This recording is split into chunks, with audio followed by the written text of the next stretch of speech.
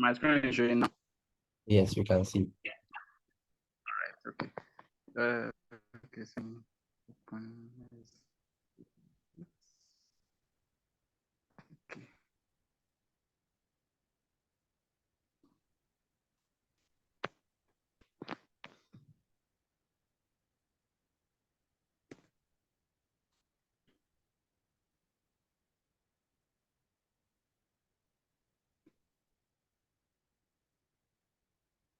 Okay.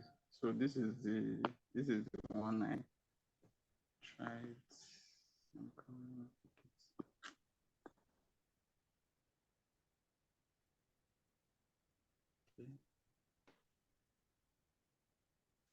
Okay, so you can see it, right? Yeah, you can see.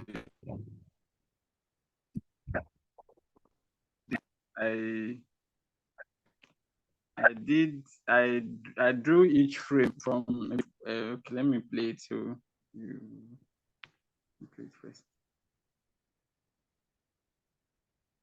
Okay, so what I did was I drew the frame from this left hand top corner. I did the frame from the top corner down. Then I did each frame from this downside to the right top corner. Then I did it back down again. Like I drew each frame back from that top right corner back down again. Then I drew each frame from down here again back to left top corner again. So that was how he gave me this video. Okay. Yeah. Cool. Thank you. I can see that you were trying to apply some principles like what we discussed last time, which is good.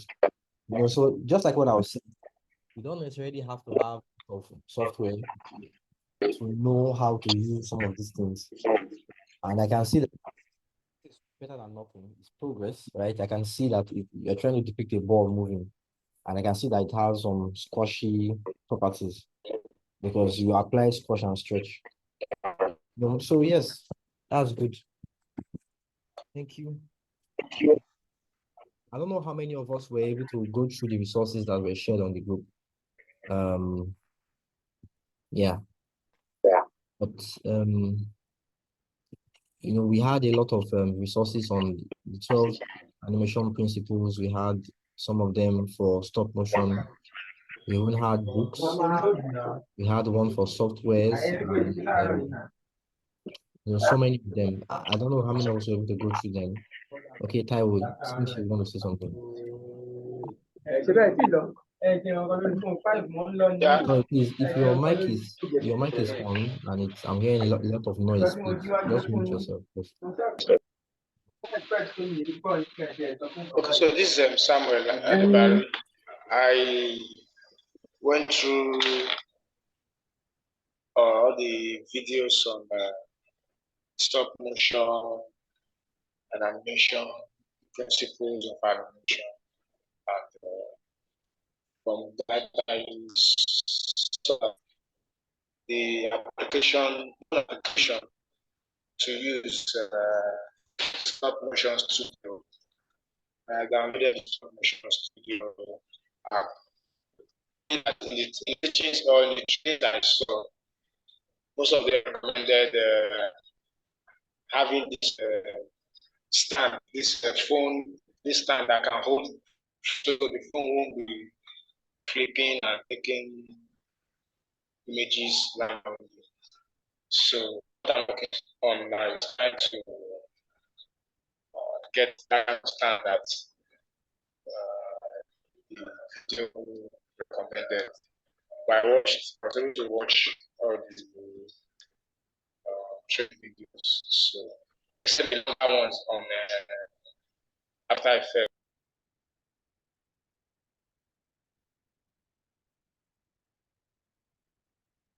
Okay. Seems are you done? Seems it's very a lot of breaking. I don't know if it's network. No, I think it's network. Okay, but if I got you correctly, you said you were able to do some you were able to check the stop motion tutorials. Yes. But yeah, Yes.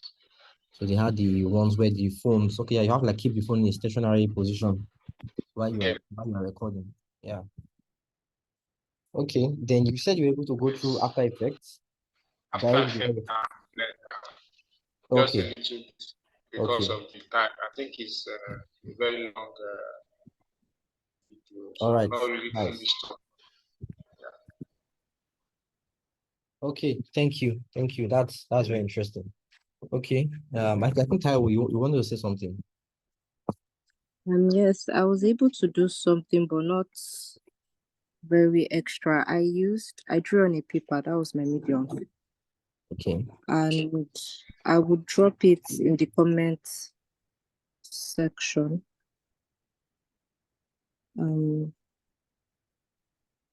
okay, you mean on the Zoom call, right? Yes, Okay. but I'm finding it hard to. I don't know if I'm to drop it on the group chat. I Because, think it would be better if you drop it on the group itself. So Oh, yeah, okay, no the problem. WhatsApp group. Okay, just you asked us to look for types of like 5 examples of 3D, 2D, and stop motion animation and the principles, but I was only able to do 5 principles. Okay. Okay, I've dropped it. Okay. Okay.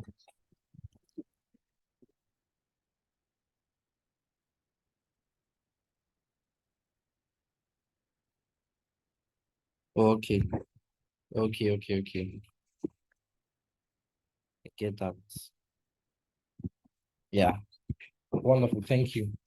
I've seen it. Thank you. I think that's very creative. You know, many times we have excuses that we don't have, you know, we don't have the resources, we don't have a laptop, we don't have this.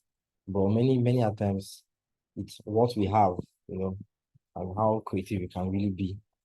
And that's why many people who work, I know who work in the industry might not be so good at so many things, but the one thing that they focused on, you know, they might not know so many technical stuff, but they were able to find a creative way in using what they had. So yes, I think it's actually very wonderful. Thank you. Thank you for that. I don't know how many of us also were able to do the assignments I talked about when I said you should have five examples of the animation. Just like what Taiwo did here.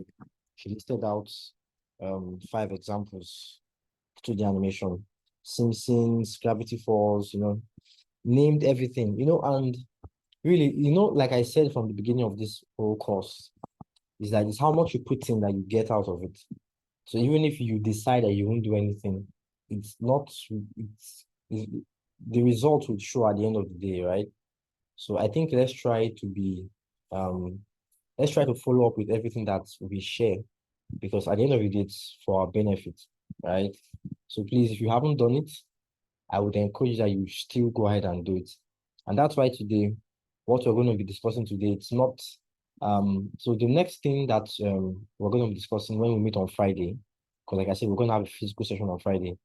This is just more like a virtual session where we touch up on what we did last week and finalize on it. So when we move to the next week on Friday, we won't have to go back, right? So today we're just going to brush up on what we started off last week.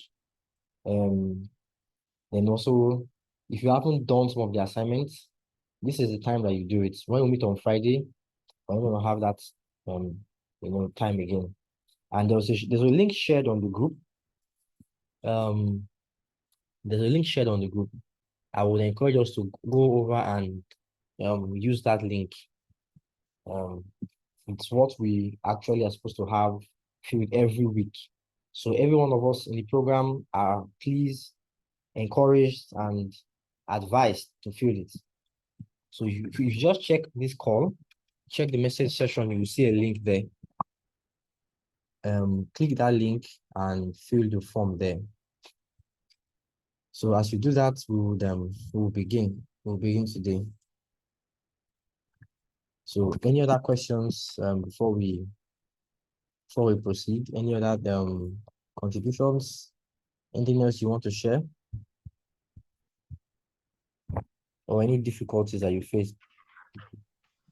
Please, the physical meeting is where would the venue be posted, or I don't know? Yes, the venue will be posted just after this call. All the information will be shared with you after this call. So just Well, keep in mind well, that it's happening. If by any chance one is not able to make maybe due to maybe other different challenges and stuff, will it still, will there be consequences? It is advised, and this is not like a school per se that you have, it's all for our benefit. So if you don't come, it's really going to affect us, personally. So I don't really know the things that can be done to supplement that, because it's not The like a reason virtual session where we would reason have I'm asking, recordings. the reason It's I'm going to be asking, physical. the reason I'm actually asking is, I might not be in Lagos from maybe from next week or next 2 weeks.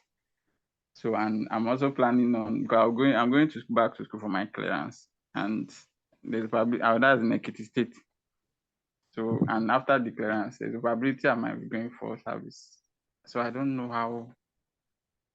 That's what I'm asking about, whether it's mandatory for everybody to be there. Yeah, At the physical meeting. I understand. But it's actually mandatory, right? But if you are not able to make it, I don't really know what you can do to supplement that. How you can catch up with the lessons when you're back. That will really depend on you. But we are actually supposed to be there physically. So there will be a recording of each class. Oh, sorry, it will be physical. There won't be recording. yeah, it's a physical session, so it's not going to be recorded, unlike this. All right. Yeah, but resources concerning every class will be posted, right? Sorry, you said? Resources for each classes will be posted, whether physical or online. The resources, Like, okay, you mean extra resources after the class? Maybe like extra resources regarding that particular topic. Well, sometimes it would be, but what I would say, regarding that is that try and familiarize yourself with people that are your colleagues. So even when you are not around, they can help you catch up, right, and share things with you. So that I will recommend that people who are on this call and on that group, interact with them. All right. Yeah. All right. Thank you. Hello. Good evening, sir. Good evening. My name is Charles. I have two questions. The first one is about the attendance. Are we supposed to, the week part, are we supposed to click for week 1 or week 2? Then the other question is the time for the physical class on Friday. Is this still going to be the same evening time or in the morning? Thank you. Okay. Yeah, so I mean, this is currently week 3, so you feeling where we are now. This is week 3. Hello. Week 4. Week 4, sorry. Yeah. So I just filled week 1 just now, and I submitted. I thought you were at backlog queue for the previous. I just It's fine. It's fine. The next one you feel, because we started off quite late and a lot of hiccups. That's why it's confusing. Whatever you feel is fine. But I get is the same. We're all from the same form, so it's going to be compiled, so it's fine. But this is actually week 4, but it's fine. Then for the time of the meeting, it will be communicated with us, but it's on Friday. So it's on Friday. Yes, it will happen on Friday. So as much as we can, let's try and be available. All the details, the time, the venue will be shared with us after this meeting on that group. So whatever questions we have, and maybe any more clarifications, you can feel free to ask. Yes. But just take note that we have 2 meetings every week. We have one on Tuesdays, which is what we're having now, and we have another one on Fridays, which will be a physical session. And everything, all the meetings are organized to help us be more effective. So if we miss it, it's not really going to help us like that. So as much as you can, please be available for all the meetings. And let's see how we go from there.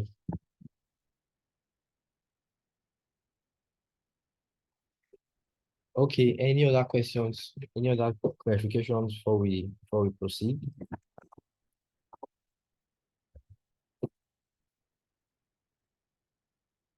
Okay, so I guess that means that we are all good for now. So we can continue with our class. Okay, so if you have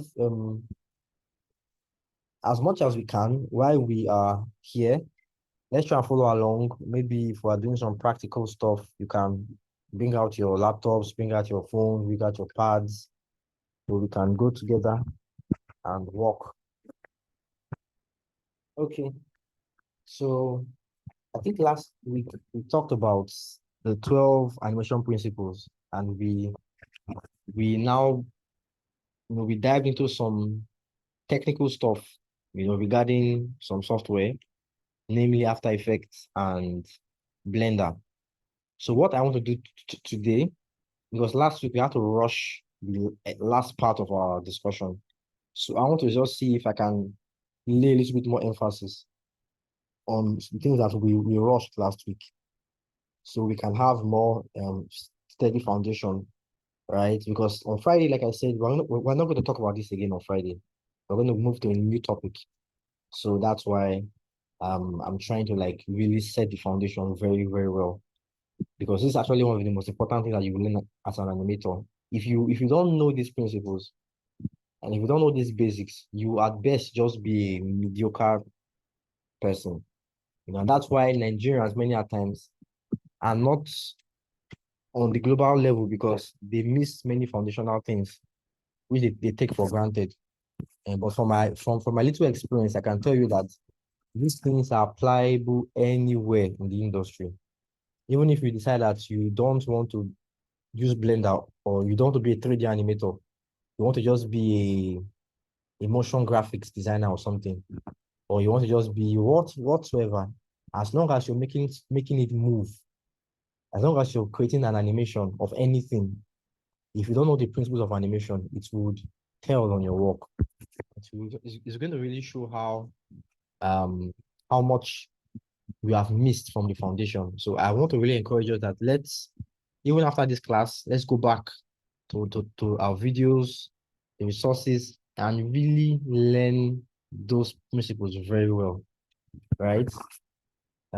Okay, so I think that's very, very clear enough. All right, so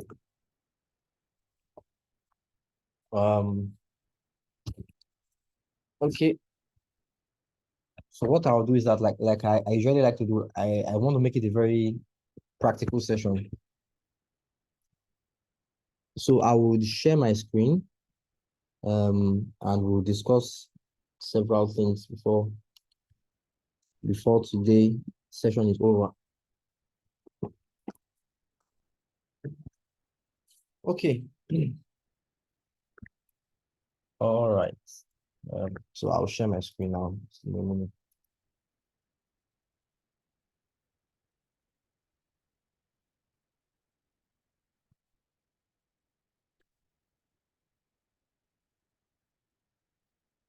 Okay. Okay, I'm sure we can all see my screen.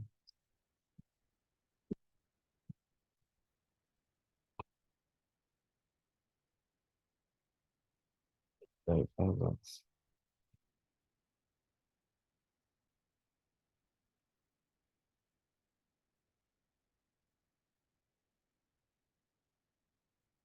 Okay, all right. So we'll proceed from here. Just give me a minute, sorry. do I have this?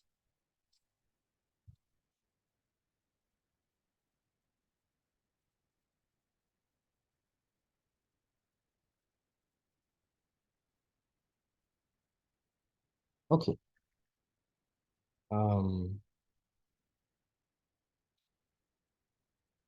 right, so we'll just discuss some other principles. So I think we'll continue off from number 4, which is straight ahead and post to pose animation. So what does that mean?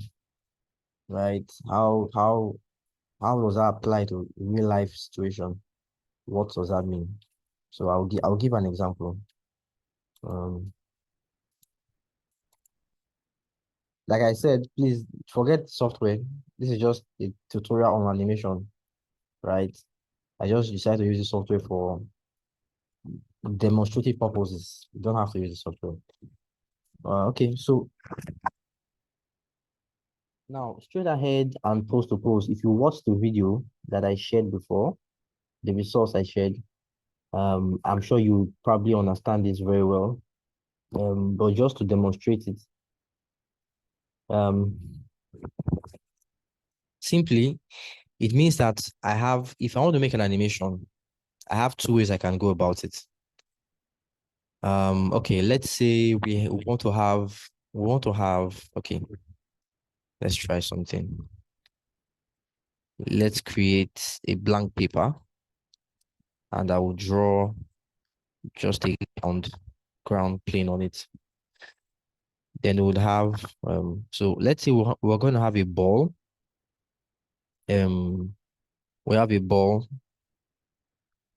Now we have, let's say we want to move this ball from here all the way from point A to point B, right? So there are 2 ways we can actually go about this. We can use the straight ahead or the post to pose. Now, what does that mean? Let's start with the straight ahead. Straight ahead simply means, as the name implies, you are going straight ahead. You're not planning your motion. You're going to just be drawing it frame by frame by frame, which is what I think someone shared their screen where they had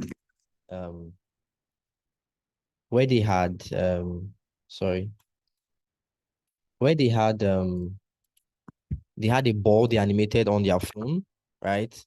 And what they did was that they probably used straight ahead animation. Maybe they didn't know the name that it was called, but they did it using straight ahead. I'll give you an example. Now let's say we want to move this ball, so we'll create a new frame. If you remember what I said about animation, how it works, the illusion of animation is that you create several images that creates an illusion of motion. It's not actually moving, but because of the way you are able to put the images, consecutively, it now has a sense of motion. So that's the same way we would want to say, okay, let's create a new, so this, we have 2 paper, and I'll have one. This is the first frame, and this is the second frame, right? Blank. Let me put on my light table, like I explained last class, so I can see what I drew before. So let's say, so we're going to do straight ahead. So we're going to just keep moving the ball. We're going to just keep moving the ball. You just keep moving the ball. You keep drawing. You keep drawing.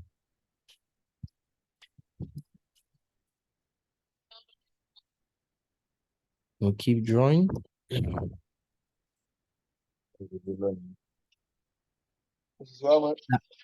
I'm sure you sort of understand what's going on here, what's happening. So we are literally just, sorry, whose mic is on? Can you mute yourself? Someone I'm hearing. Okay, so we're having the frames, we're drawing them frame by frame. So we didn't plan the motion, we just drawing it, after this what will happen, after this what will happen. So let's stop here, right? Let's see, we'll stop here.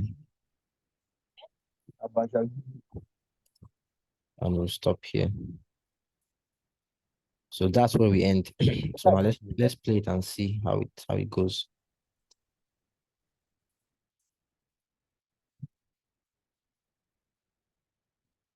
So you can see the ball now is moving, right? Let's stretch it. So you can see that the ball now is moving. It has a sense of, right? The same way, the same principle of animation, have different images joined together, and it has a sense of motion. Very, very basic. But now it's how we got here that I'm trying to explain now, which is straight ahead and pose to pose. Now this method was done with straight ahead. Now let's now do the same thing with pose to pose instead. So I'll create a new drawing so we can have the second example. So let's say from here we're going to move that ball from point A to point B again, but this time we're going to use pose to pose. Now this is point A, and how it goes is that it's sort of like you're planning the motion, which is why they call it pose to pose, because you're planning it based on the important point it's going to be per time. I'll give another example after this, but let's just use this ball for a very, very basic example.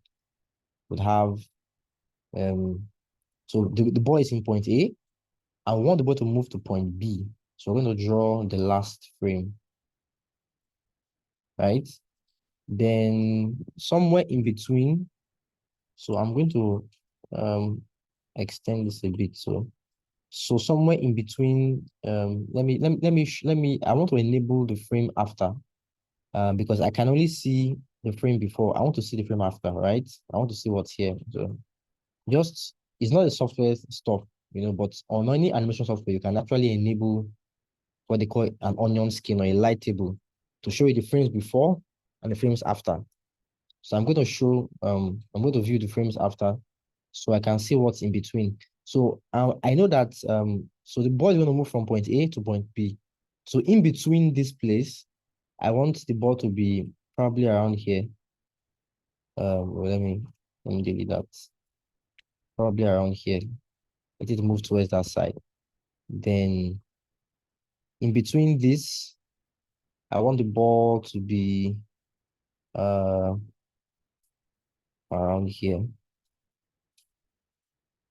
Then let's say here, I want the ball to be around here. Oh, sorry. Let's create a new. I want the ball to be around here. So at this point, I want the ball to be around. I think there's a mistake here actually. Let me erase this, sorry. I don't want the ball to show here.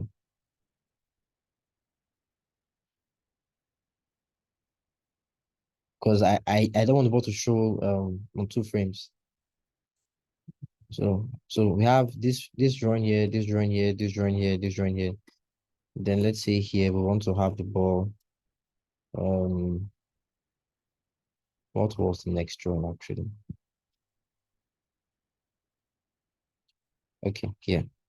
So let the ball be around here. Okay. Then at this drawing, I want the ball to be around here. Yeah. So now you can see that the ball, let me make it a bit slow so it won't be too quick. Let's make it so you can see that the ball is moving the same way the other one moved, right? But now the process on how we did it was that the first one was that we used straight ahead, which is that we just did it frame by frame. We just went first frame, second frame, it moves a little bit like this, third frame, but with pose to pose, we sort of planned the motion like, okay, first frame, this way is going to be, the last frame is going to be here, The in between that is going to be like this, and so on and so forth. And I mean, you probably ask yourself, why do we have to have two methods of animation?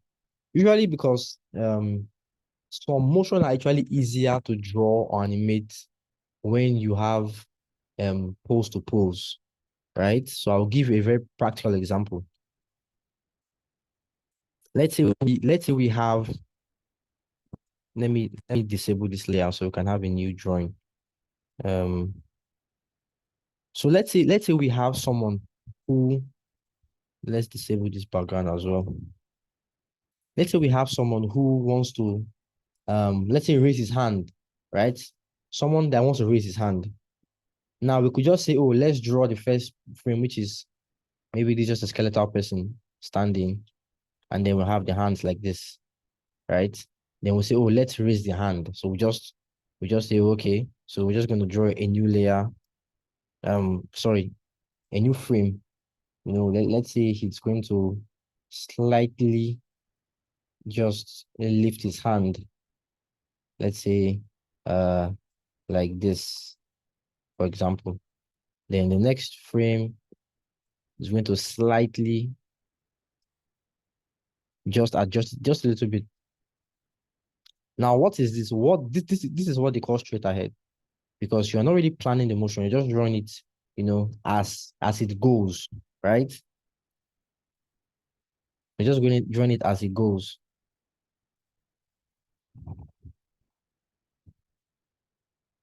Just drawing it as it goes. So he's about to raise his hand. And I'm sure by the time you are beginning to observe animation, you see how difficult it actually is to create an animation. And most times you probably appreciate it more, because most times people don't know how it's made. So they sort of just don't appreciate the art of animation.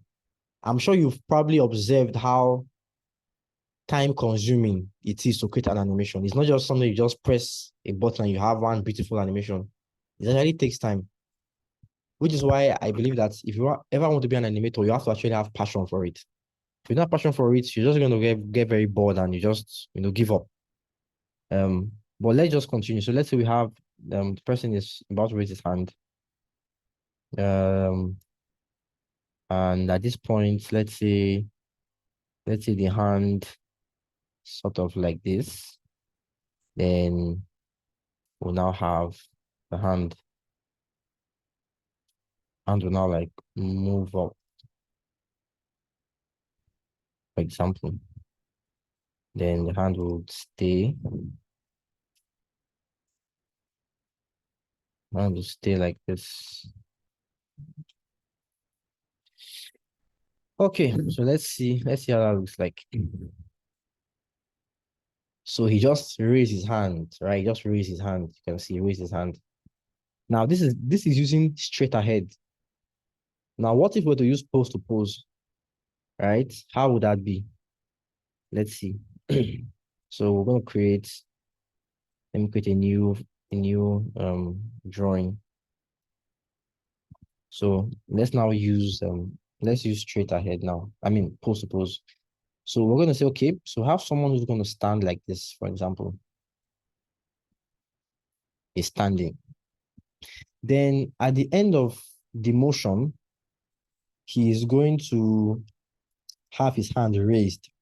So I'm going to now draw the last frame. Right? So his hands are like this. Right? Now what's going to happen in between this? What's going to happen in between the hands being raised? I'm going to now draw the in-betweens. In between. So let's say at this point, so this is so you can see the one that's purple is the one that is the beginning, and the one that is black is the one that is the end, So I just seen like a ghost image of the two. So we can sort of, okay, let's say at this point, in between, he's going to have, maybe his hands are going to be like this, for example. Right? So you can see we have this. Then let's say at this point, in between that again, we're going to have him raise his hand.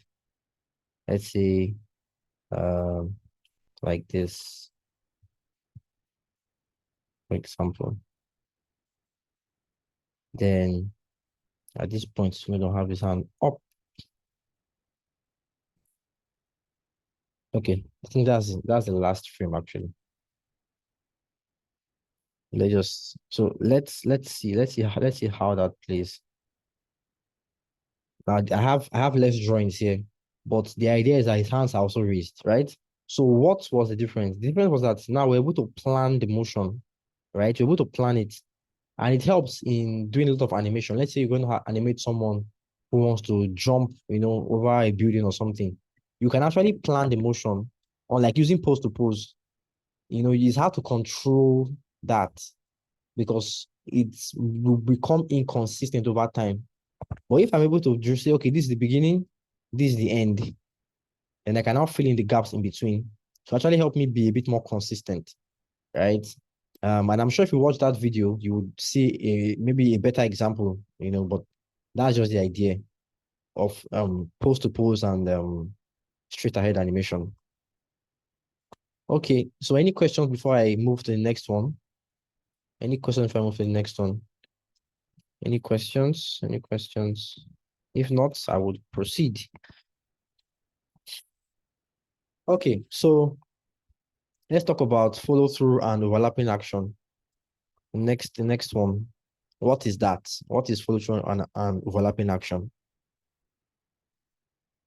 So let's have a new example. Let's have a new skeletal example. Let me disable this. So let's talk about follow through and overlapping action. So let's say we have give me a minute, sorry. Okay. Let's say we have should we use, okay, let's use someone that wants to let's say do a punch. So have our skeletal person again, right? And then we want to, let's say he wants to give a punch. He wants to like throw a punch. Now what follows from an overlapping action, just simply means is that when you have an action or emotion, happen, there's going to be an overlapping action or a follow through, meaning that the thing won't end. It won't end exactly where you think it should end or where you think the motion should end. I'll give an example, because there's actually a momentum that is being produced, right? Let's use an example of someone who wants to throw a punch. If I want to throw a punch, if I want to give you a punch, you might say, oh, okay, the beginning is that the hands are going to be like this, then the end is going to be like, oh, let's say the end of the animation is that, oh, okay, he has given a punch like this, for example. So we say, oh, this is a punch. So we say, oh, okay, this is a punch, right? But in reality, because of the momentum that's produced, it's like a spring, right? When you have a spring, when you load that spring and you release the energy, when it becomes kinetic energy, it doesn't just deplete at the point of impact. It has a follow-through action, because it tries to deplete the energy that was gained in momentum. So I'll give you a practical example. So let's say we have someone who's about to punch. We can say, oh, this is a punch, right? But in reality, when you punch someone, you don't end here. If you that's why I say, if you watch a lot of videos, references, right? So I'll give another very good example now. So let me open up this. We're going to open YouTube. So let's say, I'm going to show you how you can, check for resources. I'm sure we cannot do that, but in case you are like, how am I going to find out, So let's say we we'll just type, let's say slow motion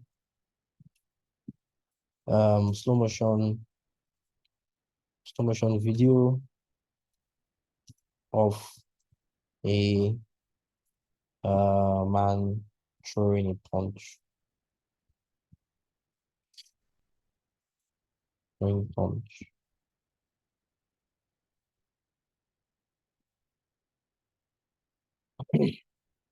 I have so many things to even watch.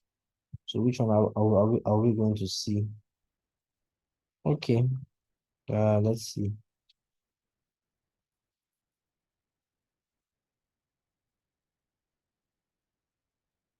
Okay. So many.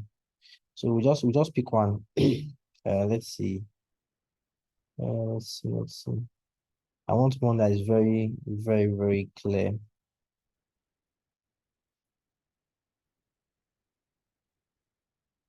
Okay. Let's go back to the top. Let's just pick anyone.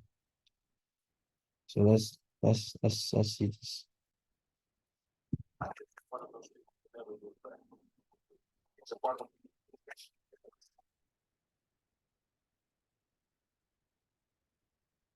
We're going to look at that hand now. Looking at this hand in momentum, you can see it's moving, right? So now let's see what happens when it hits that face. You know, if you were to draw it, you will say, "Oh, I'm going to draw it when the hands are about to hit, and I'll draw it again when the hands have hit his face, and that's the end of the animation." But that will be a mistake because you're going to see what's going to happen now.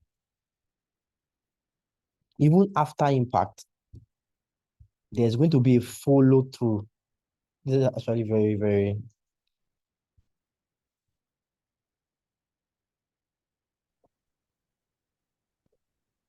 You see that even though he has given a punch, right? The hands still move, right? Just observe the motion.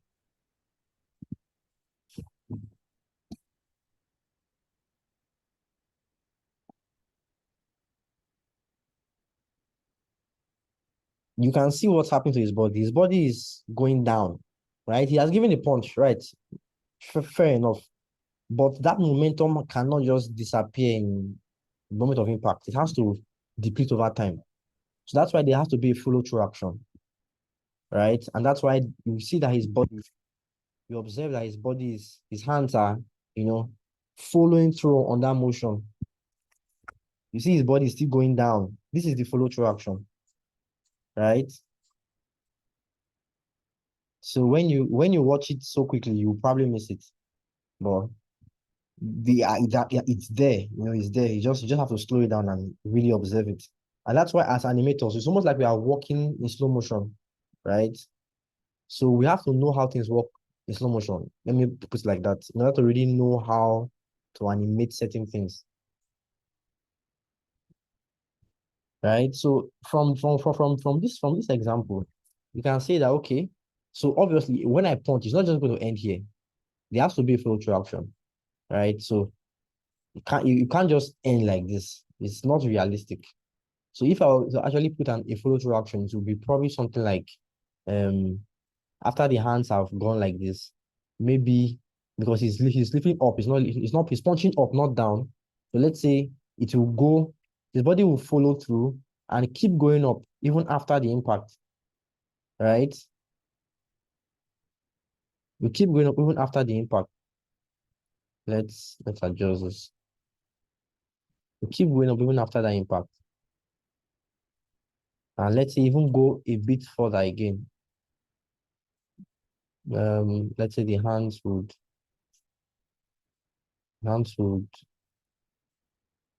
what I'm doing is that I've already made the impact at this frame. This frame has already made the impact, but I have to add a follow through action as well. Right? So let's say we now have the hands are still going up. From here, it now begins to drop.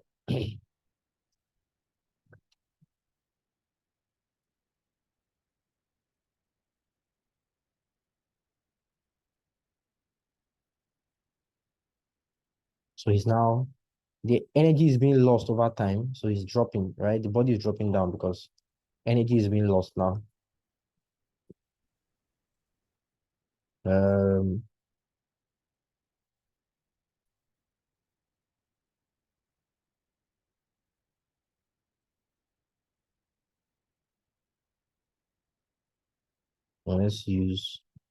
Let's do as if his back is bending or something. I don't know. So we'll now go back to something like this.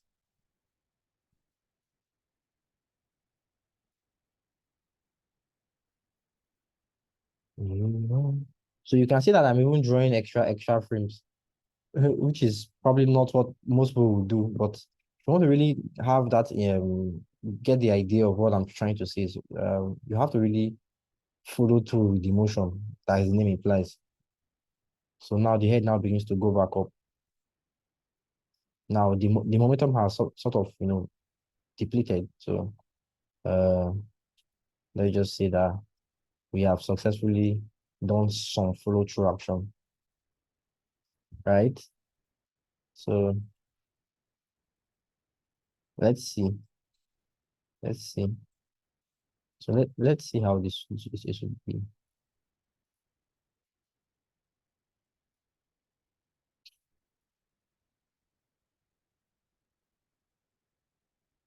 Right.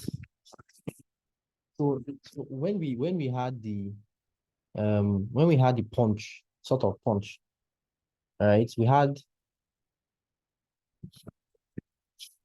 So let's just imagine that he wants to punch something up here, an imaginary object up here. Let's say there's something here that he punched or something. Let's say there was let's just put something there for the sake of making it very interesting. Let's say there was something, sorry. So it will actually make more sense. So let's say there was a ball there and he punched it and it's splashed around, right? So let's say I'm just trying to do something very quickly. So the ball splashed, and that's what happened.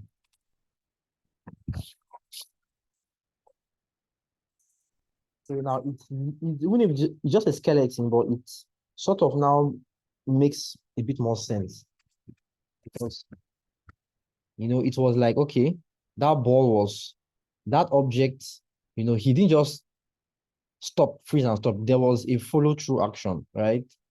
So that's what I'm just trying to say. There are other ways that you can explain this and talk about this, but this is just a very good example, which is probably what you might even use it for when it comes to like fast motion. When things move fast, there's tend to be a follow-through action because things like, okay, I think a very good example would be you are driving your car, right? And you press the brake. There's no way you will just stop immediately. There has to be a sort of after effect of that motion, right? Which is what I'm trying to say. That even if we had a motion where the man was able to hit this ball, we just say, okay, let's say this was all we did. 1, 2, he punched it, right? He punched it, which is it's not bad, but actually there's a momentum that he gathered, right? Which is what we actually expressing here. So that's sort of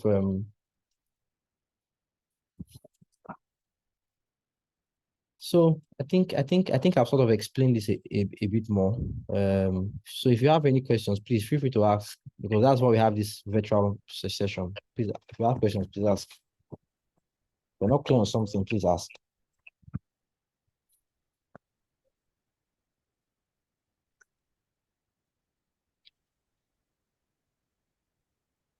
So any questions, clarifications, or you want to add something before I move to the next thing?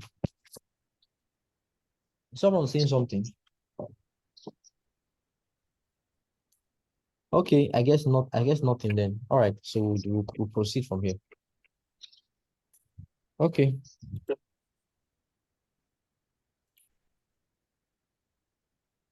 All right. So let's move to the next thing. We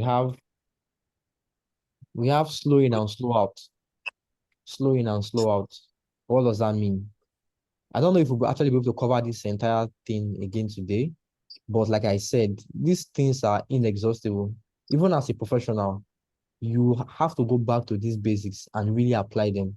Because if you have an animation, let's say you are doing an advert, a motion graphic. Some of us are staying in Lagos.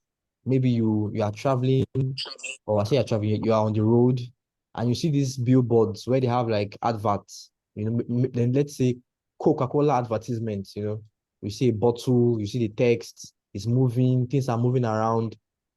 Those things can't just move around without applying this motion. That's what I'm trying to say. If you don't have this motion in at the back of your mind where I'm making those things, they will look very, very fake. Right? So I'm going to give an example now with this slow in and slow out. But I'm going to give it in two softwares. I'm going to do it in After Effects. Just to give a very practical example.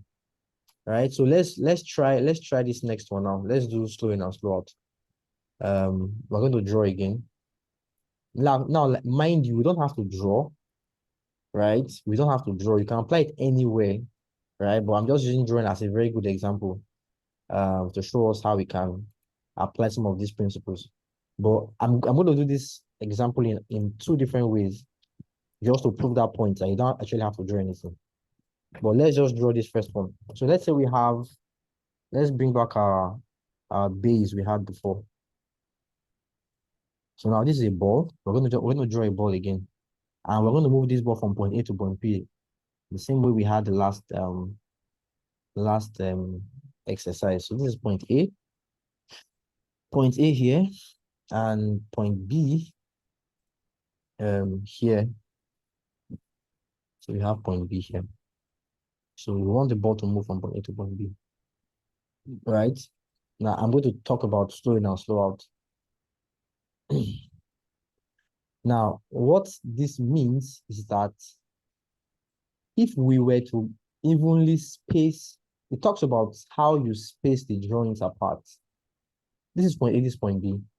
Now, one is going to move from here to here. Let's say we just say, oh, okay, let's make a new frame.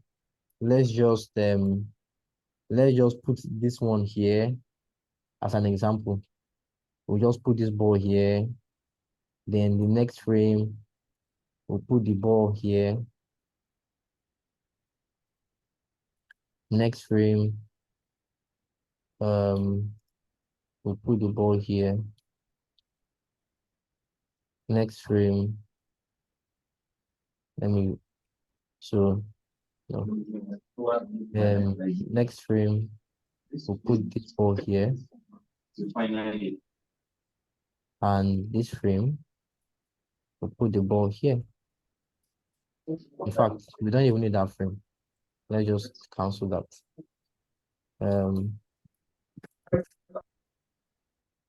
So this is point A to point B. Very basic. Nothing interesting here. The ball just moved from point A to point B.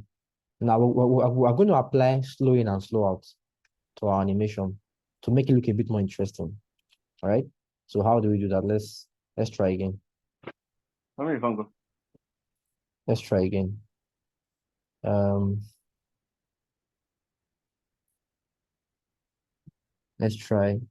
Let's do our ball again. Point A. The end of the animation is going to be at point B. Let's show the circle a bit better.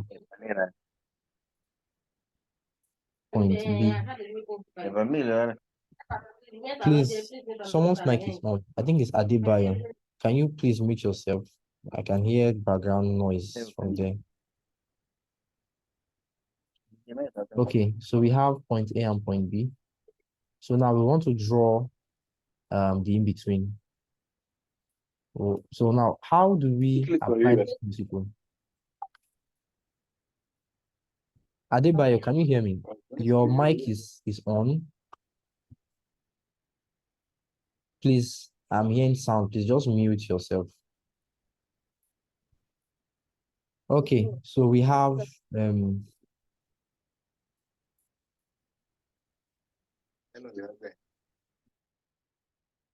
okay, we have point A and point B. So we're going to say, okay, now we're going to apply that principle. That means that, you know, what it means practically is that if I want to draw, whenever I draw frames closer to themselves, it sort of creates a slow motion effect. And the more I space them out, the faster they look, or they will seem like they are. Now, let me give you a good example. Now, the first one we did, if you observe it, if you look at this first one now, you can see that the spacing in between all these drawings are almost even. You have first frame, second frame, third, fourth. So it was very boring because there was no, the gap between them was almost consistent, right? Which is what gives a very mechanical feeling, which is what we have here. Now, to make it a bit more interesting, because in real life, most of the time, there is always a slow in and slow out almost everywhere you look.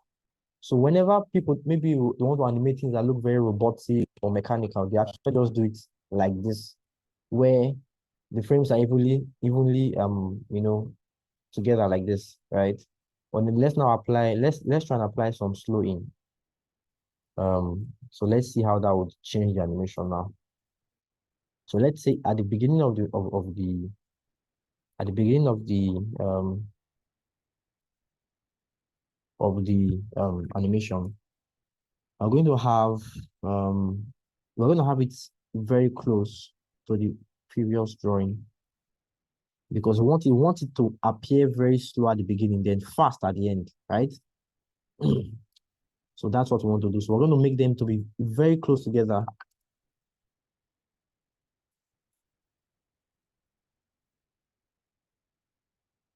Next.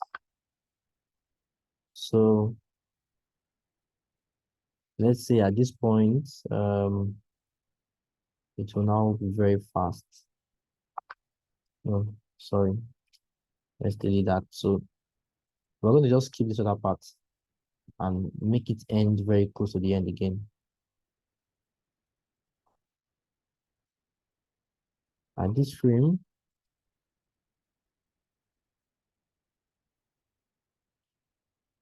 so let's watch that. Let's see. Now you can tell something happened. At the beginning, it looked very slow. When the ball was at point A, it looked slower than when it was at point B. There was a skip, like it just moved and skipped all of a sudden. Why did that happen? It's the same drawing, like the same drawing we did, but we just changed the spacing in between those drawings that gave that illusion as if it now moved. It's accelerated at some point in time. That's because of this simple ease in and ease out. So you can see that at the beginning frames, they were very close together, right? And then there was a gap, a very big gap. Then we had the next one. So that's what created that illusion of as if it was slow and it was now fast. So this is what they call a slow in, right? Sorry, a slow out. So it's slowing out of this, right? And slowing into this. You see these frames, they are so close together. So they have the illusion of making it look very slow, whereas it's not actually slow, it's just an illusion, right? Let's go back to our first example and let's compare the two of them. Let's look at this again. No, I think it was just this.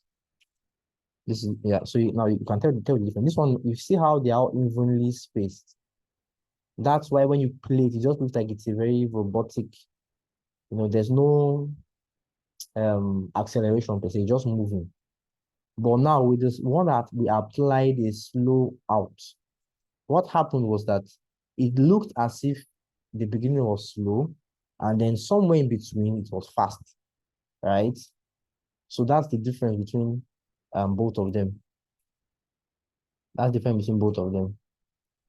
So let's mark it out here. Sir, please, which one is slow in and which one is slow out? Yes, okay. So there are actually two ways of expressing it. There's what they call slow in and slow out. Then there's ease in and ease out, right? this is actually kind of debatable because when they first invented the term slow in and slow out, it was invented by Disney animators, back in the 70s or so. And that was before they had computer, animation stuff. So they used to refer to the term as slow in and slow out, which referring to slow in meaning that the beginning is slow and slow out, the end is slow, basically. So the beginning is slow, then the end is slow. So slow in means the beginning is slow, right? Then slow out means the end is slow, basically. But now it now gets a bit complicated because when they now invented computer graphics, they now started calling it ease in and ease out, right? So they now sort of switch the meaning. So if you are saying easing, you are saying easing means is easing in. So actually, ease in means the end is actually slow, and ease out means the beginning is actually slow. I don't know if that makes sense, but it's just terminology. So when you say easing, like you are easing into something, right? You are easing into something. So when you are easing into something, you are sort of getting slow. So when you are saying you are easing out, it's like this is easing out because it's easing out from the first frame. So it's now slow at the beginning. But if it was easing in here, it would mean that here would be slow at the end. I don't know if that makes sense. So point A, point Yes, B. it does. Yes, ease out and ease in.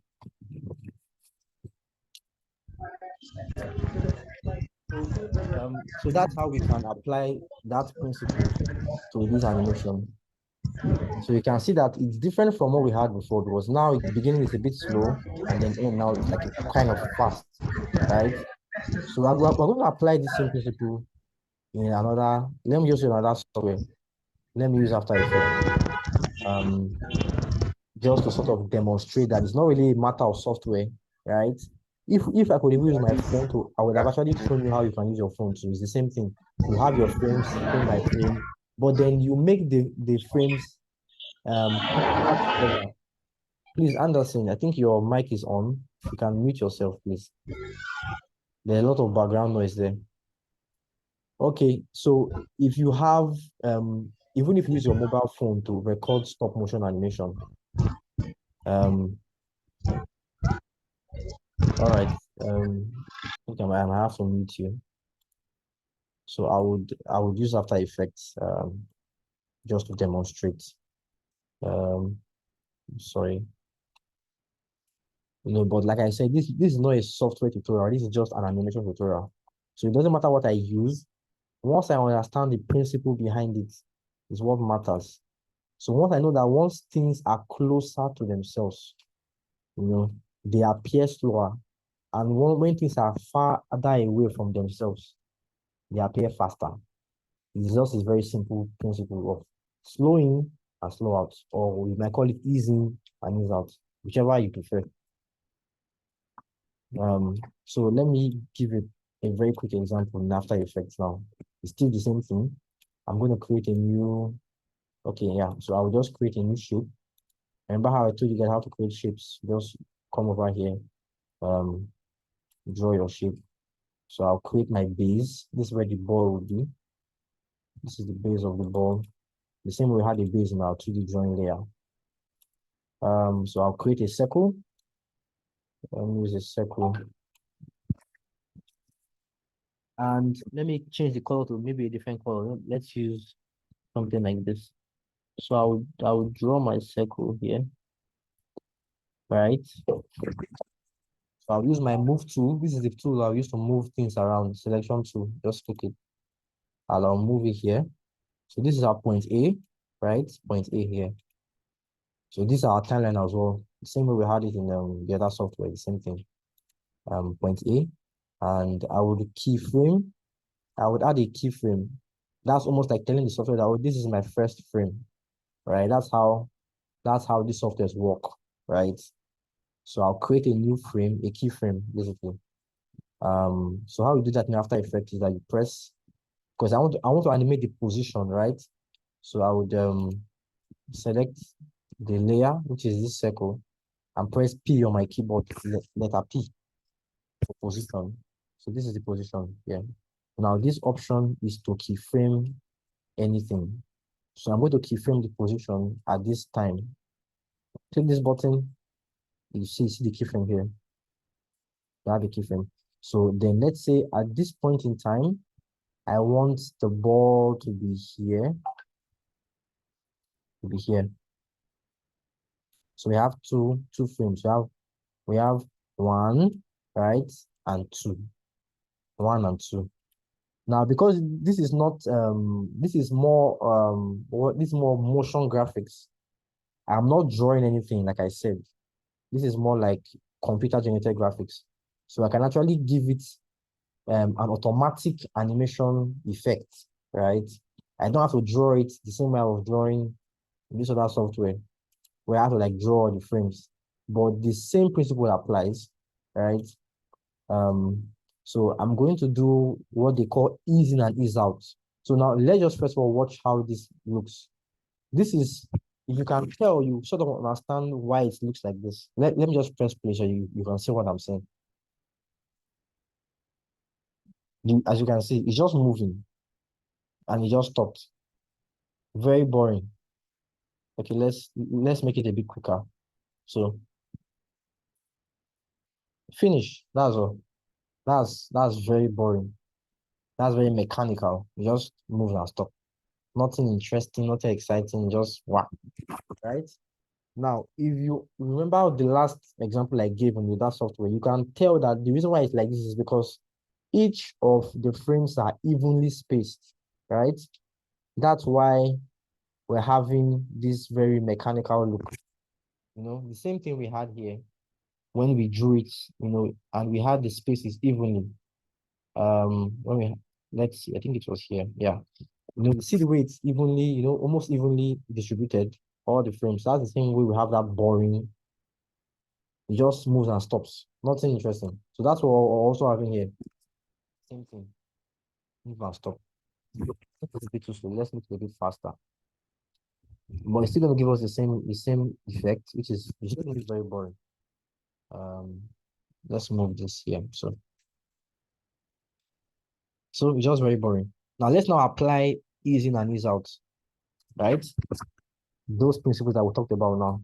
So how you do it in After Effects, you just select the keyframes, you right click, and you can see we have keyframe interpolation. And the thing that actually, there are actually many ways that you can do this.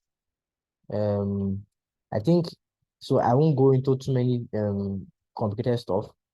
I will just make it very easy for us. So we have keyframe assistant. Now you can see those things we talked about now. Ease out or easy. Now this After Effects terminology, but we have easy in, easy is in, easy is the same thing. They're just using a new their own term, but the same idea. Ease in and ease out. Ease in and ease out. Right? Now let's select ease out. Now, remember I told you that ease out means that it's easing away from something, right? So now, because we use ease out, the beginning is actually going to look a bit slower than the end, right? So now, I think it was because we selected both of the keyframes. Let's use only this. Let's use only this. Let's use only one of the frames. So we use this one as ease out. I think they will switch it in After Effects as well. Okay, then we'll ease into this frame. So we're going to ease out from here and ease into this frame, right? Ease in.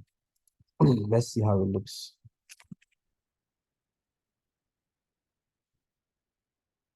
So now it's very slight. It might not be so noticeable, but it's actually doing the same that we're talking about now. All right. So what you can do actually, you can use the graph editor. Now I will just show you this graph editor. Don't feel scared because as an animator, if you don't know how to use the graph editor, you're just going to suffer a lot. We're going to talk about this more maybe in our next class, where we'll have like a physical session where we'll really go deep into some of all these things. But using computer animation, you can have what you call a graph editor. And discipline means that you can edit the easing and easing out of many things. In our scenario, we can actually make it that the ease out is very extreme, right? You can increase this ease out to the point that it's very noticeable. But it's very subtle now. You can't really tell that it's there. But if I go over to my graph editor, I can select the this is the position A and position B, right? This is the beginning and the end. So I'm going to do something. I'm going to drag. I don't know if it's quite clear. It might not be too clear because we are in. Let me move it like this. So okay, I think it's better. So this is point A and point B. So you can see that this is a graph that is plotted over time. If you know maths, so this is like the pixels per second, right? So this is showing you the pixels. This is showing you the time. So the pixels are in the y-axis, the time is in the x-axis. Just maybe if you don't like maths, don't feel like, oh my God, how did I get here? It's fine. It's actually very easy. So this is just plotting a graph that is showing you that over time, the distance between both of them, the easing in and easing out, are just sort of, you see that it's slow. It gets slow here, right? And it gets slow again at the end. So it's easing out and easing in. Now let me now exaggerate the easing out so you can be very, very clear. So I'm going to drag this handle, right? I'm going to drag this handle and drag it even further. So it's going to adjust. So now let's see how this will look. Let's put it on. You can see it's very obvious now that the beginning was actually very slow, then the end sort of just suddenly came in, right? You can tell that there was an ease out. It was there before, but it was just a little bit not so obvious. So we are doing the same thing as we did here. The same thing we did here. Just understanding the fact that, okay, when things are evenly spaced, they look a bit more robotic. But then when we have them closer together in the frames, it makes it interesting.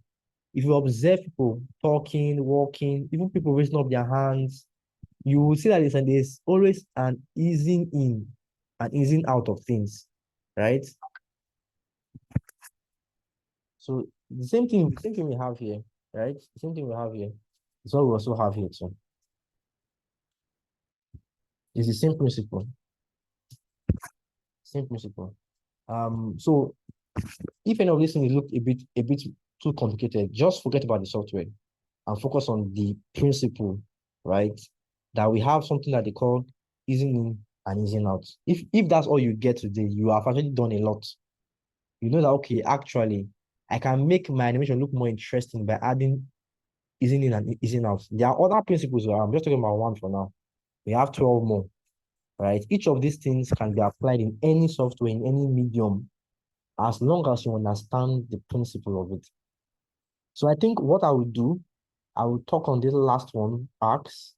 Then I will leave you to go and watch videos on the remaining, how many of them are here now? 4 of them.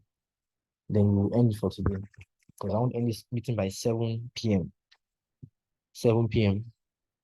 Okay, so I will talk about the last one, and from there I think we should be good. So, all right, so the last one I'll talk about today is arcs. So let's go back to our basic software and explain what that means.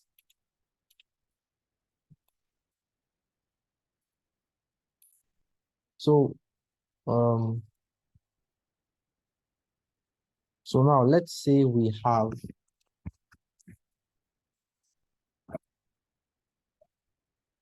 okay, all right, so just to confirm, can you still hear me? It seems my stuff just disconnected. Can anyone hear me? Yes, I can. Okay, all right. Yes, okay. I can hear you. All right. So we'll talk about the last one now. So let's do a ball So let's imagine we want to have a ball bouncing. Let's do a classic bouncing ball example. Now, when a ball is bouncing, for example, let's do something like this. Let's start with that. Let's do pose to pose animation. So the first frame is that the ball is going to be here. Then next up, after that, the ball is going to bounce down. So let's just say the ball bounces like this. I'm using squash and stretch now because the ball has hit the ground. So it's going to be like a bit more, that's squashed down. Then when the ball leaves there, so I won't waste too much of our time. So the principle is actually just stated like this. So I want to draw in you. It's actually just very simple. So when things move, mostly in motion in life, they move in arcs. And a good animator, if you watch many animation, you would observe that they move in arcs. When someone is talking, his hands are raised. Life is almost done in arcs. It's only robots that have this straight motion, straight. But if you were to observe a beautiful motion, people that do ballet, you just watch the way they move. Trace it, press pause, trace where that frame was, press play again, trace where the next one is. You see there is a beautiful arc that is observed in nature, in life. Even as we interact with ourselves, we create arcs all the time. It's just like a law. And the eyes, when it sees arcs in animation, it looks more appealing. So that's another principle of animation, arcs. So a good animator will always try and implement arcs in his motion as much as possible. What does that mean? So let's try and apply that arc to our bouncing ball animation. So let's say we have a ball that will bounce, right? So we won't just say, oh, the ball bounce, you come like this, you come like this, you come like this, then it will now fall. No, it will look very robotic and very fake, right? What we want to create arcs. So what we're going to do is that, so let's say the ball moves like this. So this is an arc, right? So the ball would, let's say, move like this. Then it now bounces like this. Then it now stops here. This is what we're going to do. This is an arc. If we follow this motion, it's going to be a bit more interesting to see than just having a straight line. So I'm going to follow this line that I drew when I'm drawing my animation now. So at this frame we'll have let's move this down a bit. Okay, so at this frame it's going to be here. Then at this frame, let's say the ball. So I'm just doing pose to pose. I'm going to draw it at the topest peak of this place. Next frame is going to have bounced a bit here, right? Then at this frame, it's going to have been like this. At this frame, see that I'm reducing the way it bounces. I mean, I'm using the rate at which it bounces because it's not really so high anymore. At this point, let's say it's like this. And at this point, it now finally stops. So you see, I followed that motion. Let me put a new drawing here in between these two. So you see, I'm doing pose to pose. I didn't just draw it like this and like this and like this. I'm drawing the important motion first, and I'm now going to draw the in between, right? So let's say the ball is like this, or so the ball is falling down, so you're gonna sort of do like that. Or let's make it even more. So let's do some easing and ease out. So now I'm not going to draw this thing because the ball is falling. So I wanted that when the ball is falling, it's a bit slow when it's falling. So I'm going to add a little bit of ease out here. Right. The next one is going to be fall. Next one, let's say at this point, let's just do it like this. Then you're going to do like that. Then at this point, just before it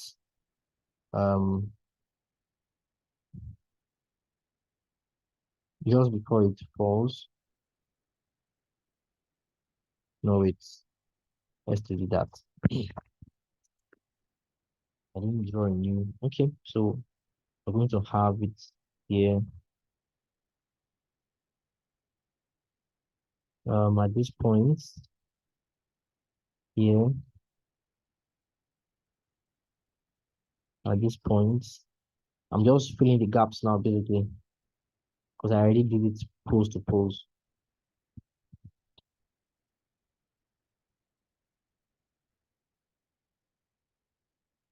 Then lastly, that's where the ball ends. So let's watch it. Let's see how it looks like.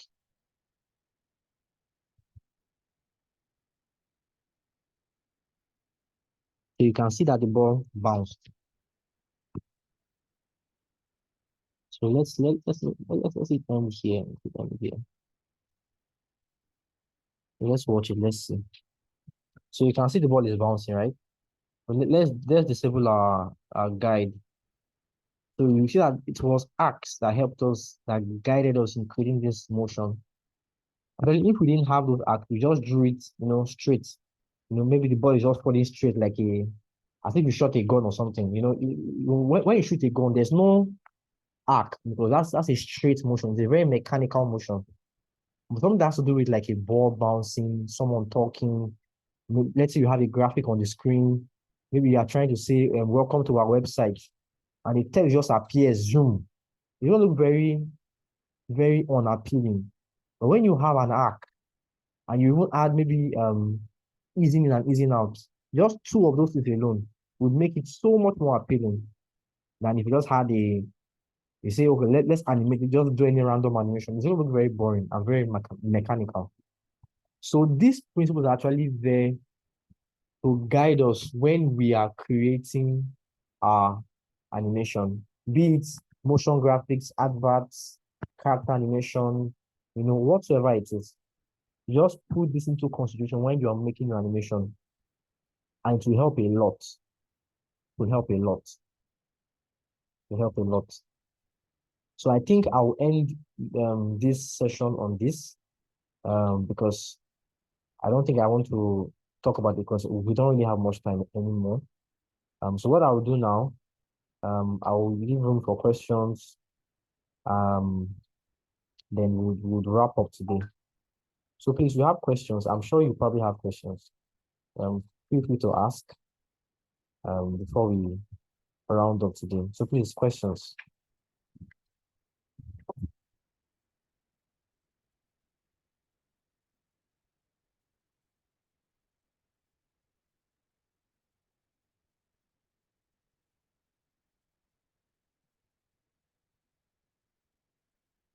Do you have any questions?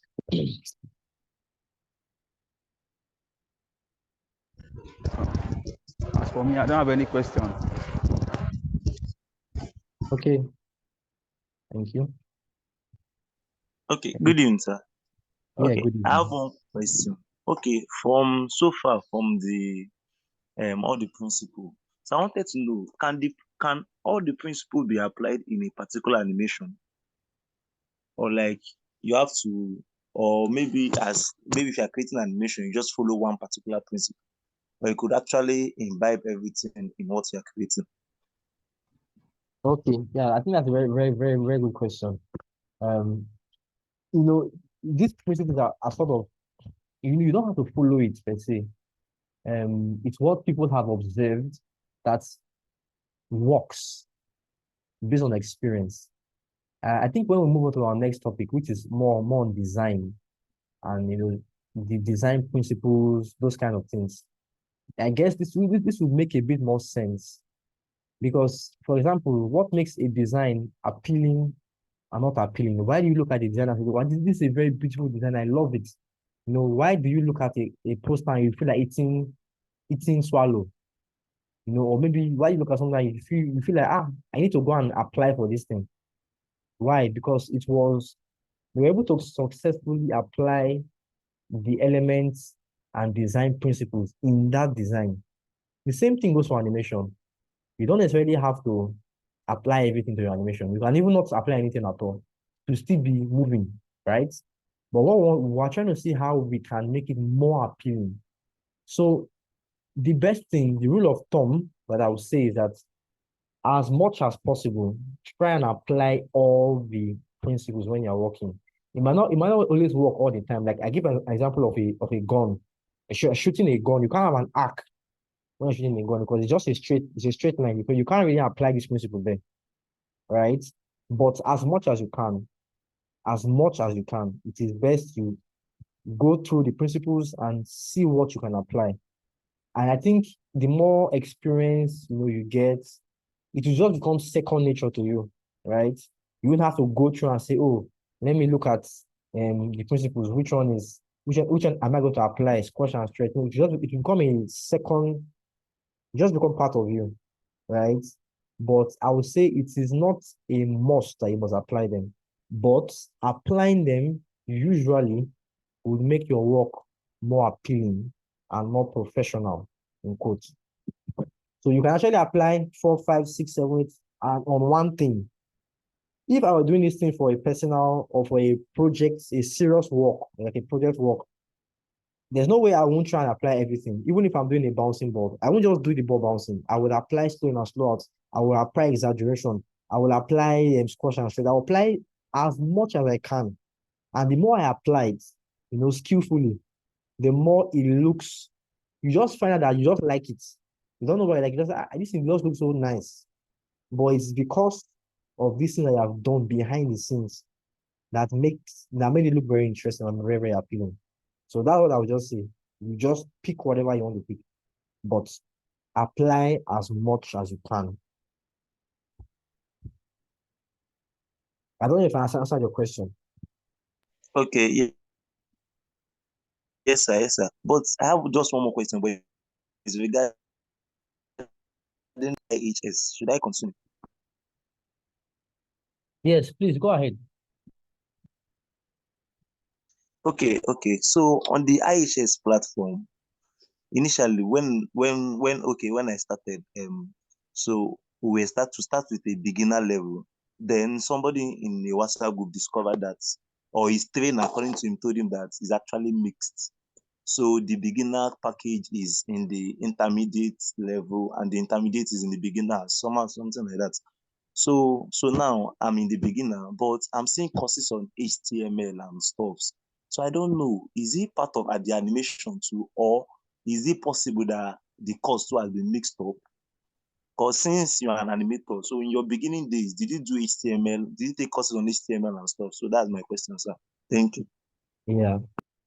So I think that's a very good question. So, on that platform, I observed that many things are there, just like what you said, it's a bit mixed up.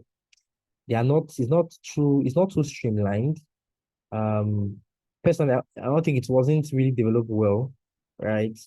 And many courses that are there are not beginner courses. They're not even talking about animation at all. But I would say this. Exactly, yes. At the They're not end even of talking about this now.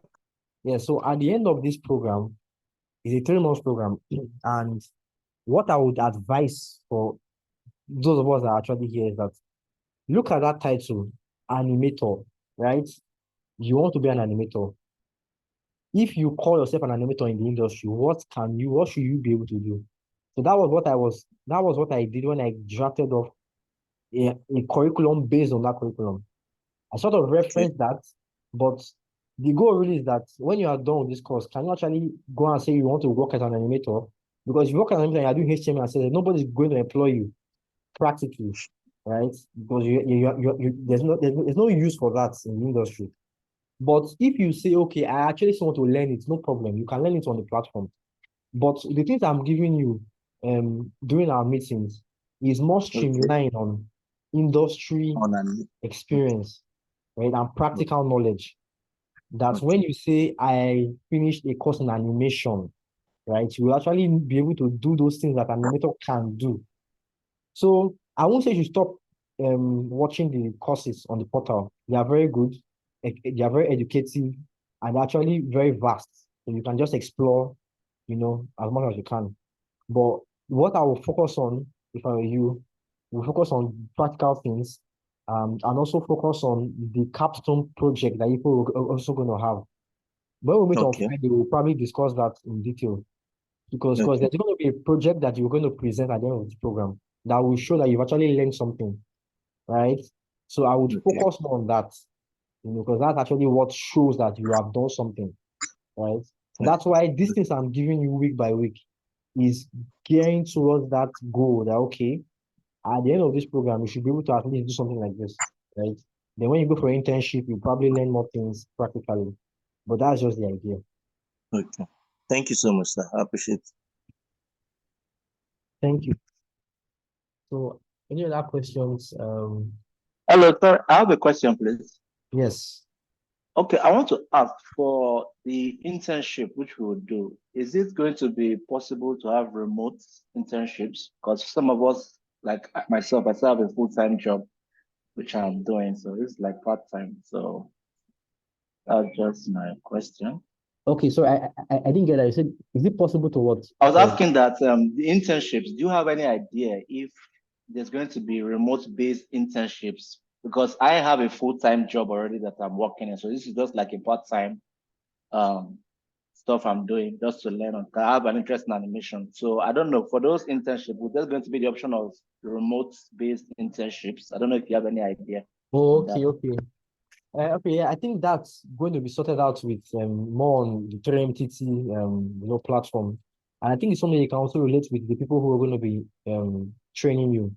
It's more like a personal negotiation. It's not really, it doesn't Okay. really have to do, yeah. It's just, I mean, the same way you have, what they call it now. Those of us that have done youth service, same way you can negotiate with people that, oh, okay, my PPA, things like that. You can also just negotiate. It's all just. Okay. One more question, please. The venue, you say we are meeting physically on Friday. Yes, we're meeting on Friday. So I'm meeting on Friday. Okay. Yes. Okay. Well, And the location will be shared with us. And I will Okay. share, yeah, it will be shared today. So just check Okay. the WhatsApp group. All Yeah. right. All right. Thank you.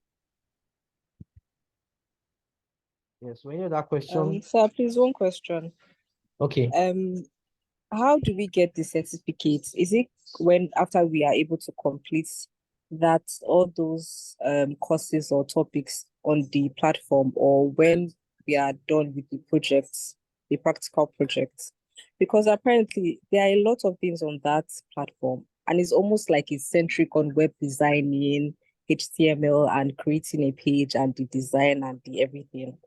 And did you just have like maybe like 5 topics touching Blender and the things that we actually are meant to be focusing if we are going towards that direction or not? I'm just confused because even in 3 months, I don't know how we are meant to, even if we're focusing on the HTML and the coding and everything, I don't know how we're meant to like properly touch everything on that platform, even if we were, and get a certificate. I don't understand. Yeah, I think, well, I would say it was the best, the way they put the program together. It's probably not the best, probably because it's just a maiden edition. It's more like an MVP, the first time they're doing it, so that's trying to like get used to everything. But just like what I said, the main goal is the capstone project. Now, that doesn't mean that you should not watch tutorials on the portal. I think you should, because it's a what's the word now? It's a computerized system. If you've not finished it, they know that you've not finished it. You can't move ahead. But just watch it, it's fine. Watch it. But I would say your focus should be on the project, right? On that project. But for the sake of the system, because you can't explain to the system that I have not finished. So I'll say watch every tutorial and finish it, but then let your focus be on the project, which is what is going to really be the main thing. Because after the second month, you're going to have that internship, right?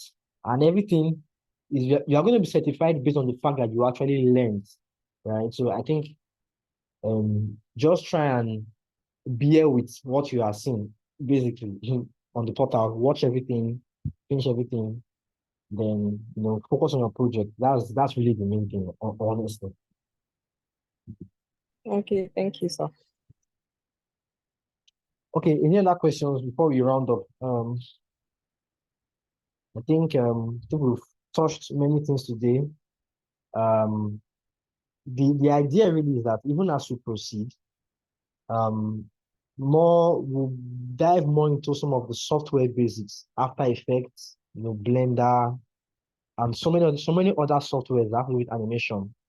But what I would tell you for now is that if you've not finished the takeaway exercises, please go and do it, because this is actually important.